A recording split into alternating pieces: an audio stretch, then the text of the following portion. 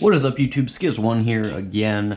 I am back today with another sort of installment segment of our real-time process sketch that we're working on here a little bit. I said I'd have another stream later in the week. This is Saturday, so I almost kept my word. Sorry about that.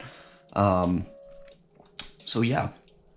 Basically, I think what I'm going to try and do here is just add a little bit of the 3D, finish that up, see where we go from there. I'll see what I can get done in the hour that we have. I will say right now, for some reason, my power has been flickering on and off for the past, I don't know, week or so. And if the power flickers, I'm gonna lose internet, of course, and the stream will get cut because of that. So if it cuts off abruptly, that is the reasoning for it. Just a heads up. So I'm putting my little 3D dot down here, or my perspective dot. I'm, as usual, just gonna pencil this stuff in first. And interesting fact for those who think you should not need to pencil stuff in after a certain point. I asked Does, his Instagram is @digitaldoes. I'm sure everyone who's ever gonna watch this knows who he is. But I asked Does on one of his Instagram posts where he shared a sketch of his. I asked him, do you still use perspective point when you're sketching? And he replied and said, yeah, of course I do. So for those of you who think perspective points are just for people who are just getting the basics down, that's I'm gonna argue that that's not the case, and the best proof of that I've ever heard is Does himself saying that he still uses them, because he's obviously far, far ahead of 99.99% of other graffiti writers in terms of understanding how perspective works and that kind of thing. So yeah, don't ever be afraid to just put your perspective lines down, even use a ruler between points, stuff like that. I would do that more often if I had a ruler handy, but I don't. But yeah. But anyway, let's see who's in here. Nivio, what's going on? Juan, what's good? Official, we got official Semtex in here again. Good to see y'all.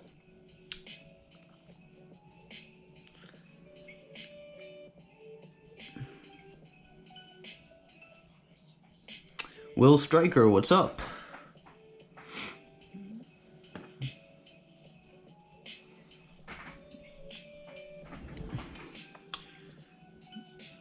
Yeah, so I was struggling to sort of figure out which way I wanted the 3D to flow on this. But I think the way I have it is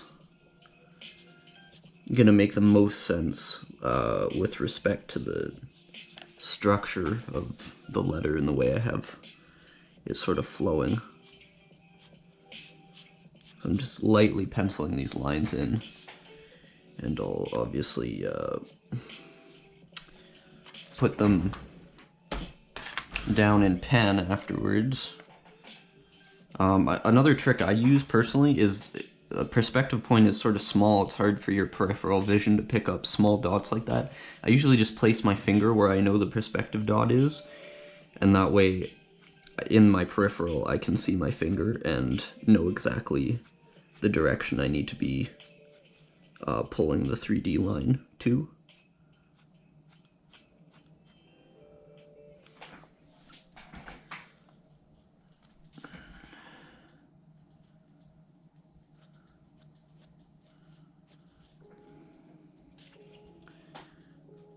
So I tried to keep the negative space in here to a minimum so that we don't really have to figure out the sort of 3D fill in too much, because I don't really want to spend time filling in the 3D. It's not really the main point of what I'm trying to accomplish in this book.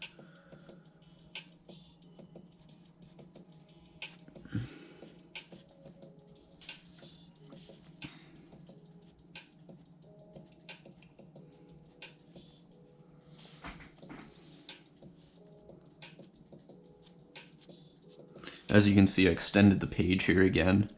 Being that it's a sketch, I don't really care that much if it looks a little scrappy.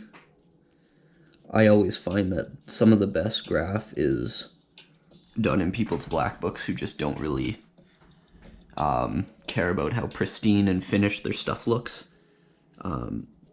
So a lot of people who have really scrappy books, I think they end up putting a lot of really good stuff down in them, and it's sort of interesting. It really sort of, I think it fits the style of art that you're putting in it.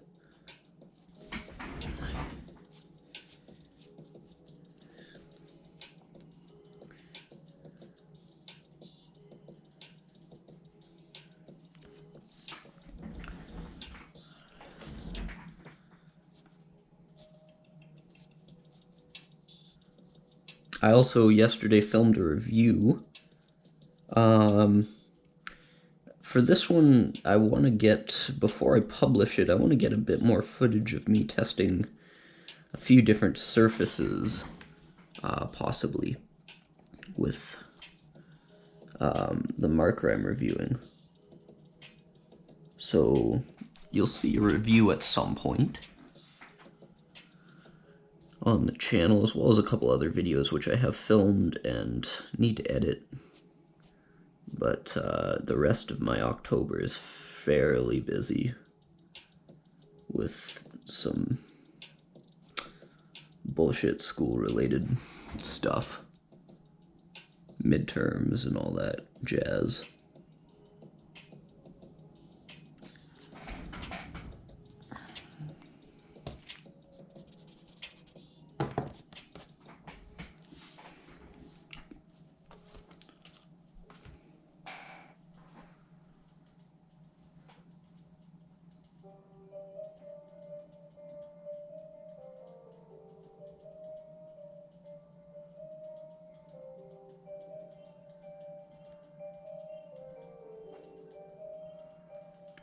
Yeah, one, there's a lot of work in computer maintenance.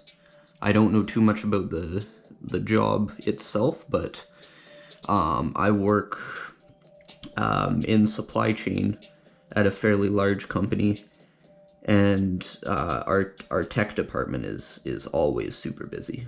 Like, they have massive amounts of work to do, and they have tons and tons of staff there, so it's definitely not an area that's gonna be going away.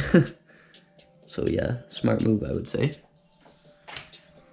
If you like that sort of thing. Like, personally, I cannot tolerate working like on computer programming, all that kind of stuff. I just absolutely hated it when I took one class, an elective in it, and it was just, I hated it. But it's a good skill to have.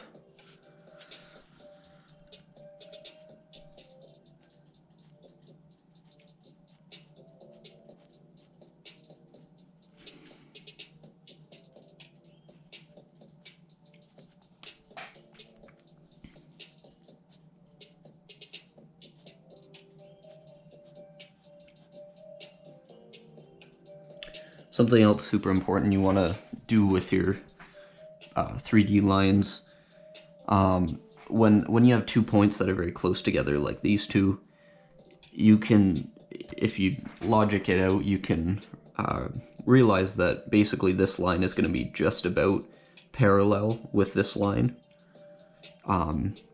being that the angle between this point and this point is almost identical to the angle between this point and that point. If it helps you to think of it that way, that sort of how I keep my stuff looking a little bit uniform a lot of the time.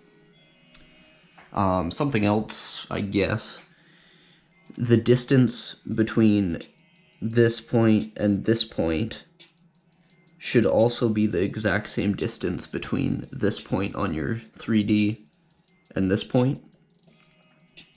If you guys see what I mean, your 3D is finishing here on this point and here on this point, so of course they're going to be the same distance apart, or slightly less if you want to consider the angle and whatnot, but being that they're close, they're pretty much going to be the same. Depends on how technical you like to get with your graph. Personally, I'm not a very creative person. I'm more of a technical person, which I think is one of the reasons that I've always liked trying to work with more complicated styles and trying to work with more angles and that sort of thing. It's not like you need a ton of inspiration in this kind of art a lot of times. Like, if you know your fundamentals fairly well, you can always lay something down.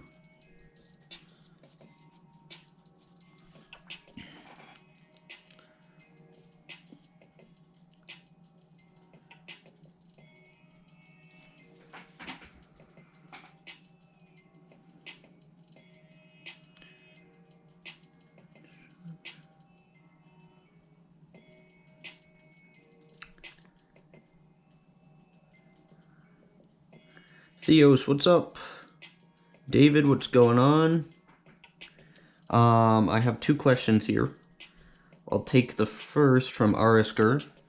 What's up, by the way, Arisker? Any tips for the letter S? One of the things I was first taught about the letter S is that, use another scrap piece of paper here, the letter S has, here's a basic S. It's very, being that it's sort of a curvy line, you can do a lot with it to position it the way you want it. So like if you can stretch it out this way, for me anyway, I know my S is gonna stretch that way. The Z in my name, I can make it stretch sort of this way and create directional flows to the middle. The C does the same thing, like that part of the C.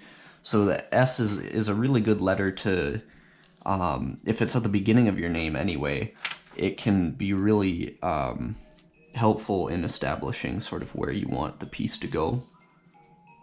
You can do a lot with the letter S. It's a really good letter. Much more so than a lot of letters like the letter T, the letter X, all those not super fun ones, to be honest. I would say, though, being that it's a letter you can do a lot with, don't try and do more with it than is above your skill level, as with any letter. Like, just make sure it fits the style you're doing. You want a consistent style throughout the whole piece all the time. That's priority number one. Yeah. David is asking what got me into Graf. I live in a fairly small place. There's not a lot of Graf around me. That being said, when I was first sort of getting, like when I was a kid, I would just bike everywhere. And what little Graf there was in my community, I would see it on my bike. And I probably got hit with the same feelings that a lot of new writers get hit with, like you just don't really understand it, you don't know too much about it, you want to learn more about it. So being that there was a little bit to sort of spark my interest in it, and after that I found some videos on the Ironlac channel. I think that was the first sort of channel I came across and saw these freaking amazing artists, named, you know, Ewok and Askew and Burst, and I saw their stuff, and that was like, well, I just need to do stuff like them now. And so I started sketching, and a couple years after I started sketching, I painted my first wall.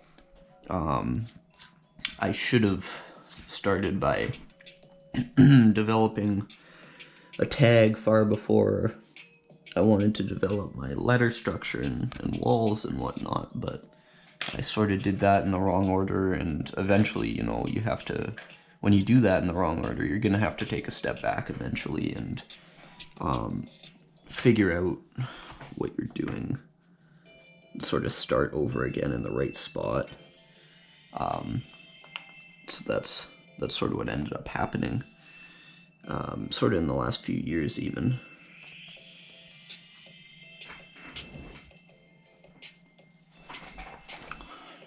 Nico, hello to you. Yeah, Theos, I am in Canada. Luckily our police would get some pretty heavy flack in the media if they were doing that sort of thing. I think generally penalties around here for Graf they can be sort of stiff, they can not be. I've never had the pleasure of finding out, luckily. But yeah, there's very little like police violence that goes on here, luckily for me, because I know in a lot of places that's a big issue, and it's clearly not right. Yeah, no, I think you could get some pretty serious penalties in terms of fines and even some jail time in Canada here.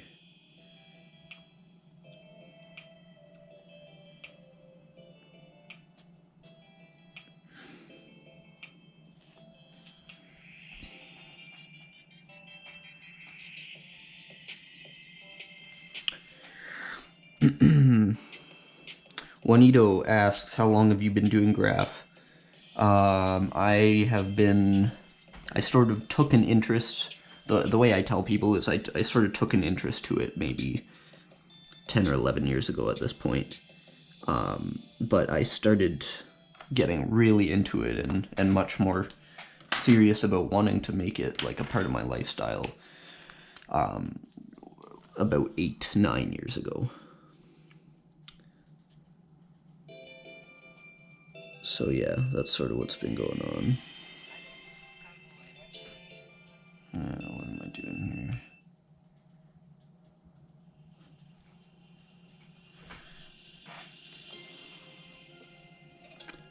That being said also, I have been pretty consistent over the past decade or so with my Graf. Like there haven't been points where I've dropped off and stopped doing it for any length of time. I've been very consistent, but there also haven't been times when there've been very few times when I've been like really going hard at it. I just always, unfortunately, have not been able to make the time for myself, which is totally on me, but that's how it's been for me, basically. So like, yeah, there's been some writers who have started 5 years ago, and they're crushing right now, putting incredibly decent stuff down on walls and whatnot, and they're really heavily up and that sort of thing.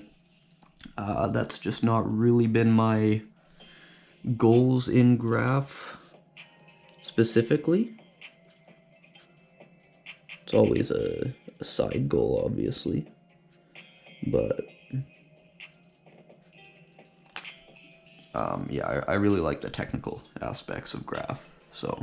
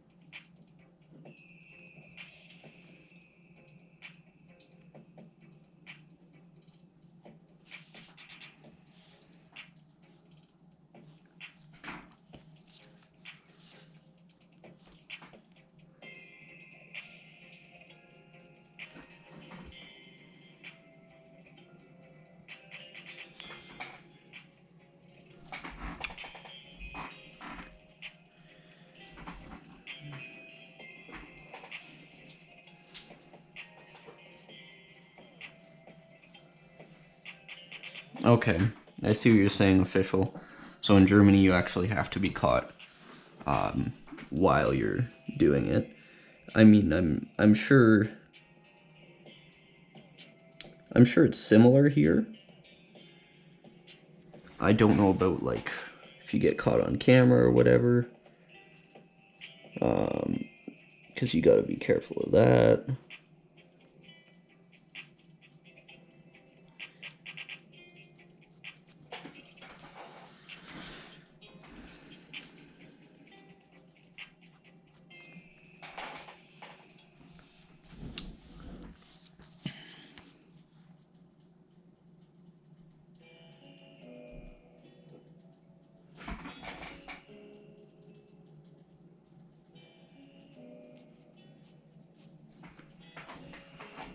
Yeah, don't really like how that has happened. Should be a little more in. As much as I hate to use whiteout, I think that angle, like, it's very small amounts of space can make a big visual difference when you're trying to establish what an angle might look like and stuff like that. So that's why I'm correcting this, because I really did not like how that was looking.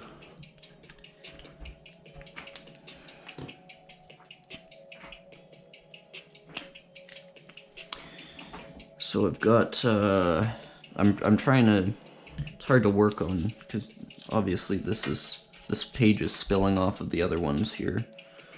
So you gotta be really careful how you press on the marker when you know it's running off of a page. You don't want your half the line to be super thick and the other half to be ridiculously thin and off course, is more to the point.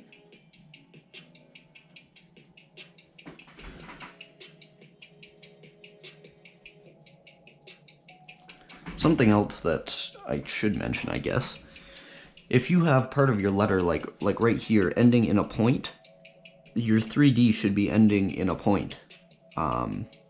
Like, don't round out the edge there, just make it a nice point so that it looks the same as the actual part of the letter that you're putting the 3D on.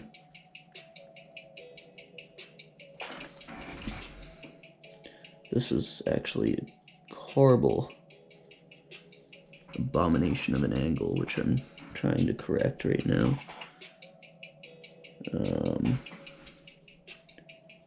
Should be more in.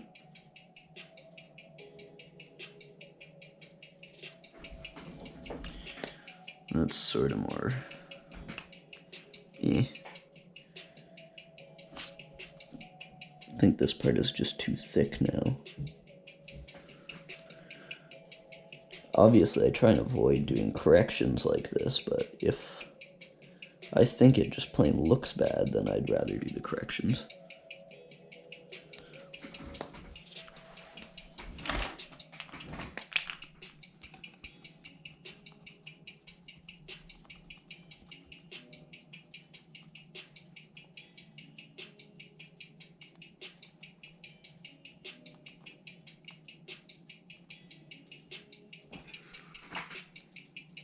Obviously, if I was doing like a sketch I cared about or like a commission sketch for someone, I would not be. I would use something other than whiteout to take care of this, because for cleanliness's sake, none of your business. How's it going? You're right, long time no see.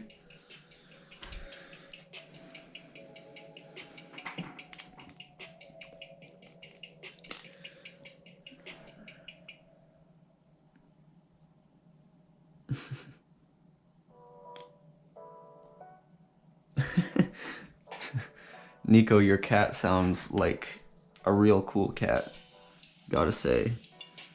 I don't know, tell him to get a job. Cat's gotta pitch in too, you know?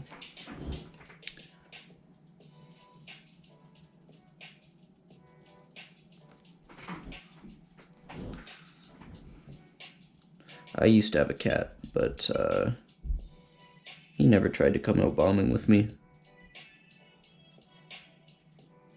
He was a scaredy cat.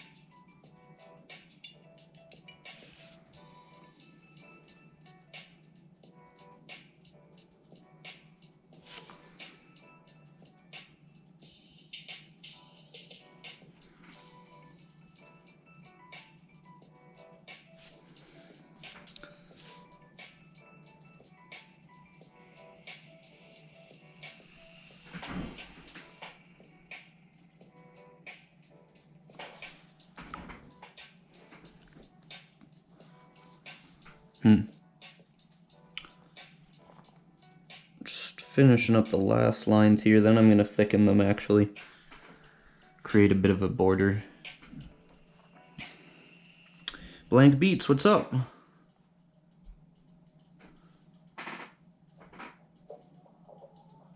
Well, Blank, I'm glad you caught a stream too. Yeah, they're a little more rare nowadays. I apologize to everyone for that. Yeah. Fortunately, life is getting in the way as usual.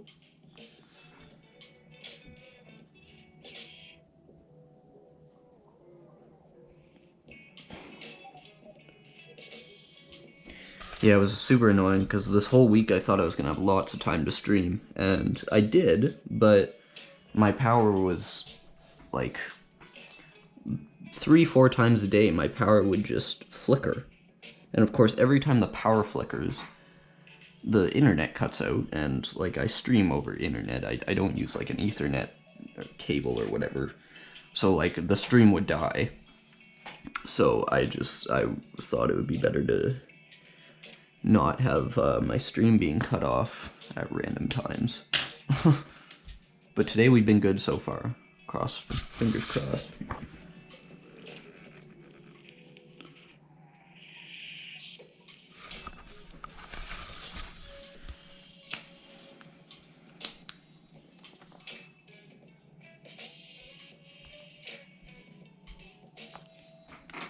So I think I've got all the 3D lines in here. I'm sure I'll see a couple that I've missed. If you're seeing any that I'm missing, don't worry. I will eventually catch them, or tell me in the chat. Oh, there's one. So yeah.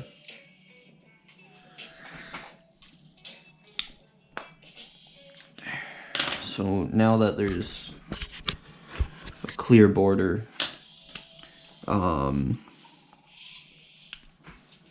between the letter and the background, and what I mean by that is all the places where there was negative space, now there's 3D filling those in. Now I think I can separate the letter from the background a little bit more just by thickening the like the whole outside of this letter. And then of course I'll create a background to create more contrast after that.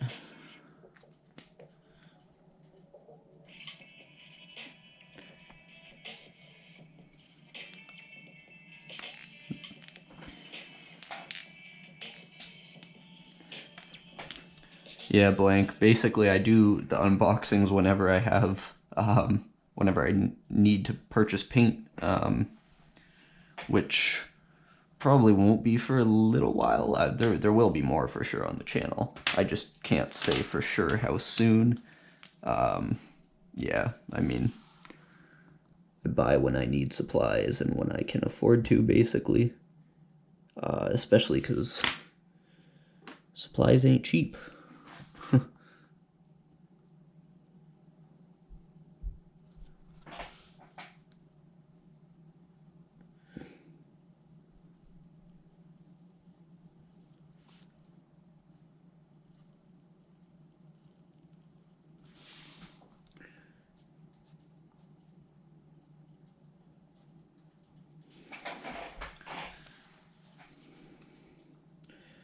So you can see what I'm doing here already.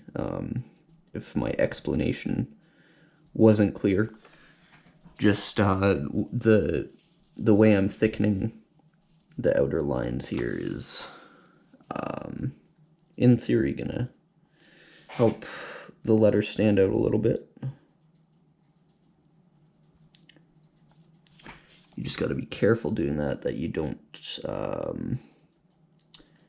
sacrifice any of the cleanliness in your piece. You don't want it to look any less clean.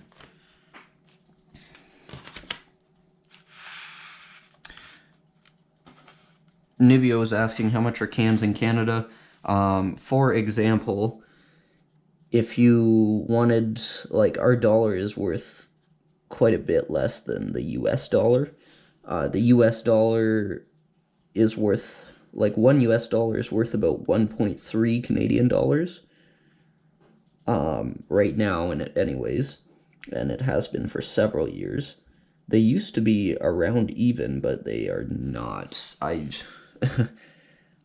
can't foresee that ever happening again, or if it does, it won't be in the near future. But basically that translates to, like, if you were to pay for a can of iron lac in the US or in US dollars on Bombing Science or something like that, it would cost, like, I don't know, $6 or something, or maybe $5. Yeah, more like $5, I think. $5 US, and for us, the same can of iron lac would cost like $6.60 or something like that. Yeah, I think the price is $6.61 for a can of iron lac. Online, obviously.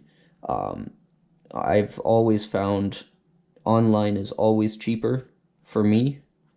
That's just because there's, like, only one real Graf store near me, and it's just super expensive, and it's one of the things, like, it's owned by an artist, and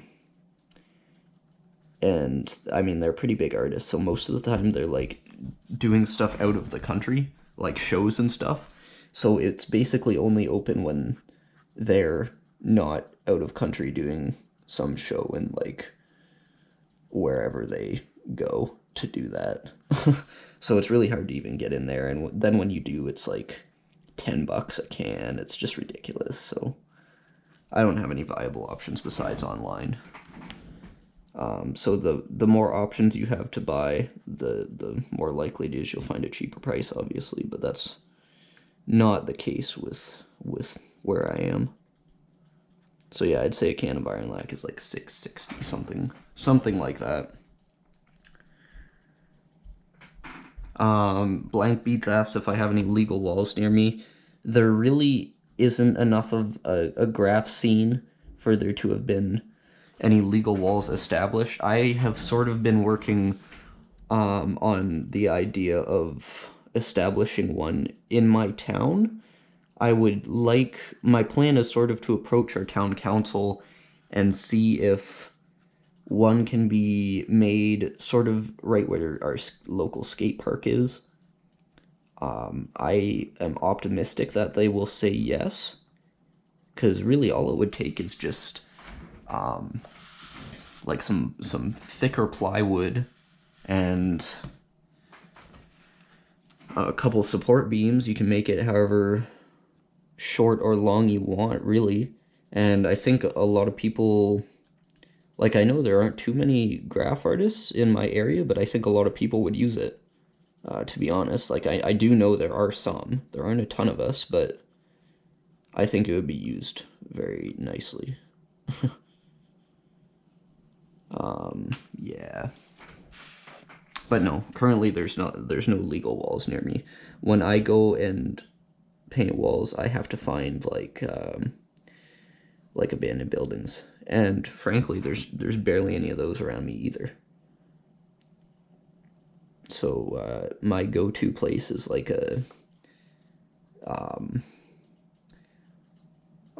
it's like an underground old train terminal, sort of. And it's like a 30-minute drive from where I am. So not nice. Not a nice drive. I mean, if you have time to paint a wall, you have time to drive 30 minutes. So it's not like a huge deal, it's just not great either.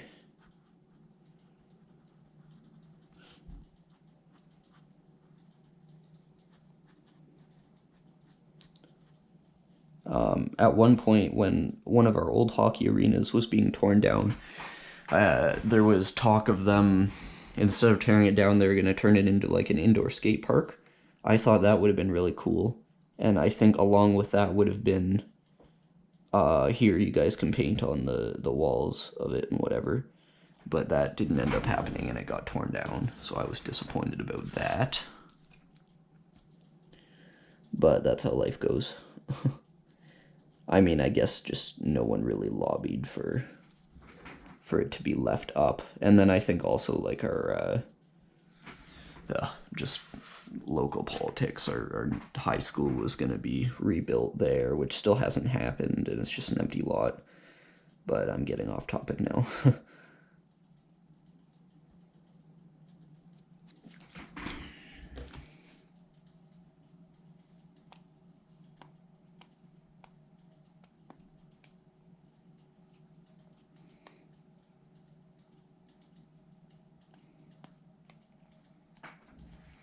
Yeah, Juan and Blank, you raise good points. I could go to Walmart and get their, like, they have, like, super cheap cans that are, like, $2. But if you've ever used them, honestly, I could not use them. Like, they just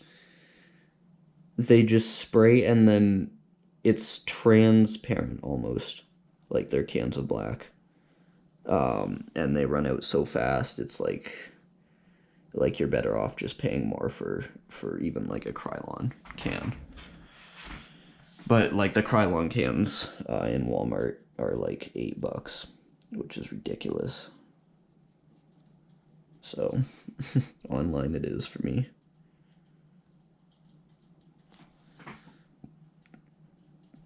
I've also approached a few different places because Bombing Science has always had their thing, oh, we'll send you 100 free cans if you can, actually, maybe not Bombing Science, I think SDK has said if you get someone to start supplying their stuff, they'll send you 100 free cans. That's always been the deal they have. So I've approached a few, like, local businesses to see if they'd be interested in supplying some actual decent artist quality paint, and they were not interested, so I tried.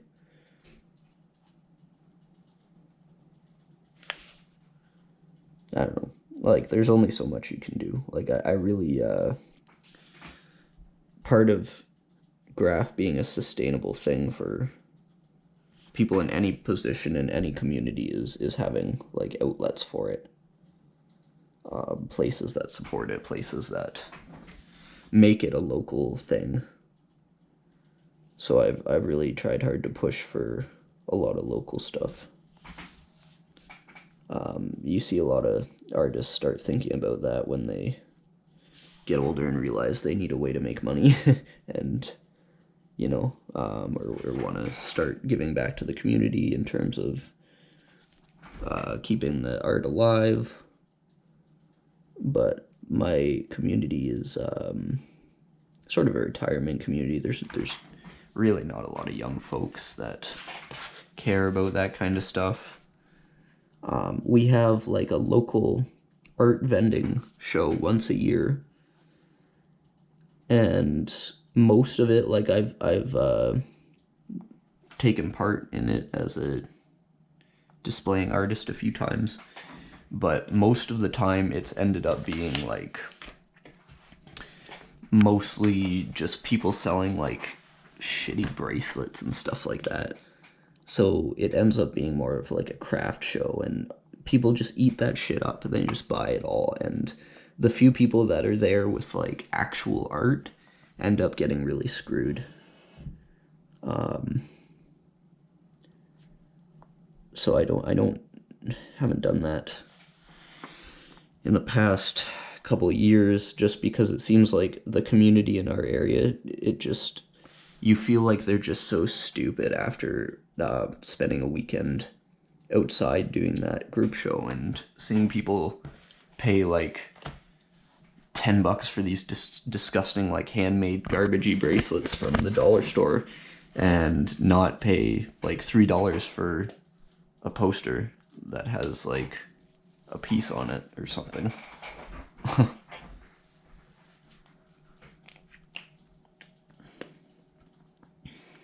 Dax, what's up? Thank you.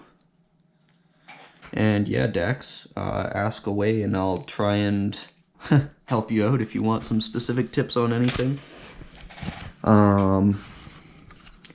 Yeah, so I thickened up the outside a little bit. I don't know what I'm doing to fill in the 3D or to fill in any part of the lettering yet. But I'm gonna do a bit of a background here. Actually, what time do we have? 40 minutes. So we got about 15 minutes left here. I'm gonna see what I can do in terms of a background before that point is up.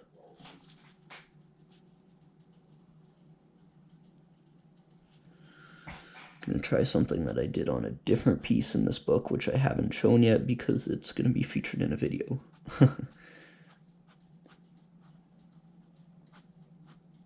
So yeah, the background. Generally, what you're trying to do with the background, I feel like a lot of people know that adding a background is part of Graf, but they don't really understand the purpose of it.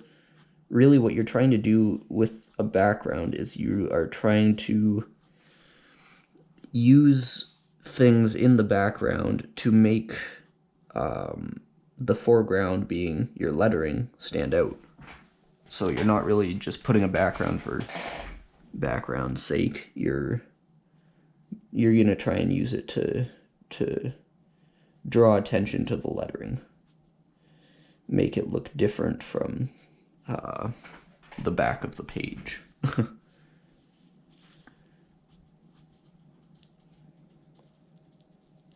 feel like a lot of people just throw in some dots, and although that sort of accomplishes the same thing, you'll be able to create more effective backgrounds if you actually understand the purpose of why you're doing it. It's like a very simple thing that I feel like no one ever really explains, and it sort of took me a while to figure it out. It's such a simple thing that I think people just sort of assume that it's widely understood, but I don't necessarily know if it is widely understood, is the problem.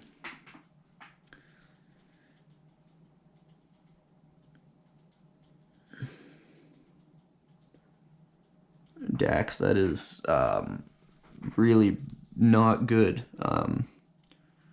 I am really sorry to hear that. I don't know much about the community you live in or whatever, but that sounds really shitty.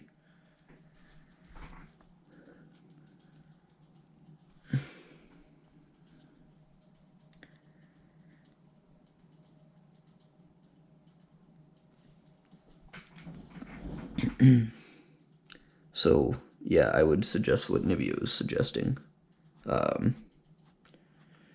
Police, I find, are generally not very helpful in a lot of matters, but yeah, definitely at least report that and see what you can do, because yeah, that's really bad.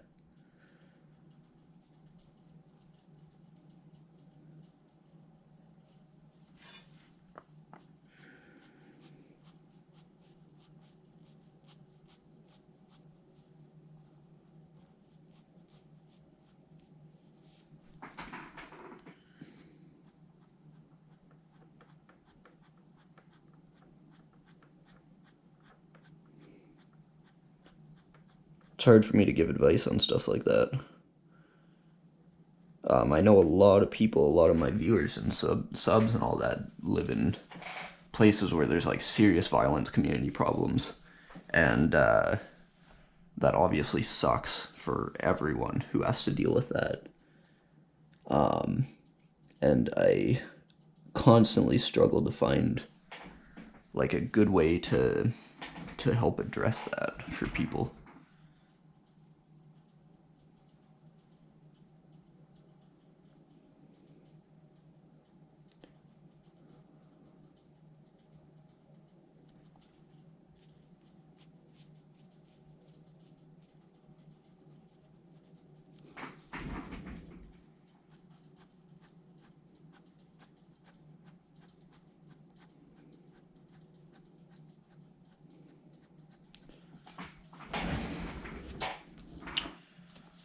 I don't know about this background effect. It's not really working out too much.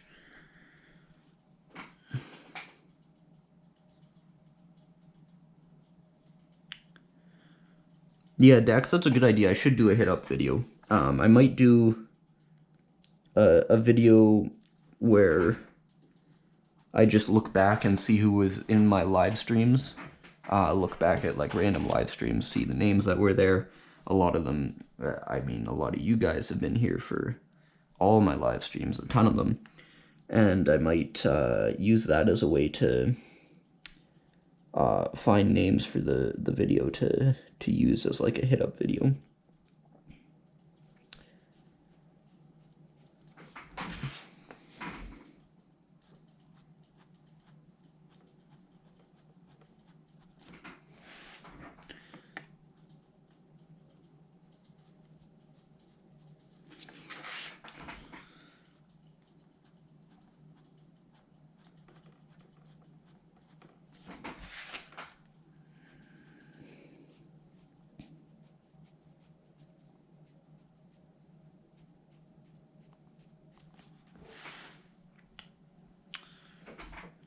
And not sure if I'm loving this effect on this piece.